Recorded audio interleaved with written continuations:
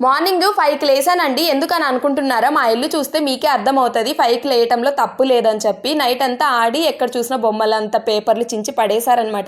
నైటే తీద్దామనుకున్నాను కానీ బయటకెళ్ళిండొచ్చి అస్సలు ఓపిక లేదు. ఇంక పిల్లలకి తినిపిచ్చి పడుకోబెట్టేలోపు లేట్ అయిపోయిందనమాట. ఇంక ఎలాగైనా కానీ మార్నింగ్ లేసి అన్నీ క్లీన్ చేసుకున్నామని చెప్పి పడుకున్నాను.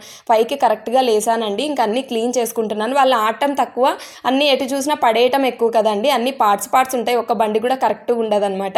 ఇంకా కిచెన్‌లో కూడా గిన్నెలు అలానే ఉన్నాయన్నమాట. కిచెన్ అంతా కూడా కొంచెం మెషీగా ఉంటే ఇంకా మొత్తం క్లీన్ చేసుకుంటున్నాను. ఒకవేళ లేట్‌గా లేసాననుకో వాళ్ళు లేస్తారు. వంట ఇది అది పనులు కష్టమైపోతది కదండీ!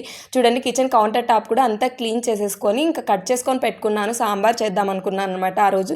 ఇంకా బయటకొచ్చి ముగ్గు కూడా వేసుకొని ముగ్గులో ఒక మిస్టేక్ ఉందండి. ఎవరైనా గుర్తుపడితేనే కామెంట్ చేయండి. ఇంకా సాంబార్ చేశాననమాట ఆ రోజు. ఇంకా సాంబార్ చేసి పక్కన పెట్టేసి ఇంకా బీట్రూట్, క్యారెట్ జ్యూస్‌కి కూడా అన్నీ కట్ చేసుకొని పెట్టుకున్నాను. ఇంకా చిన్నబాబు లేసొచ్చాడు. వీడియో నచ్చితే లైక్ చేయండి.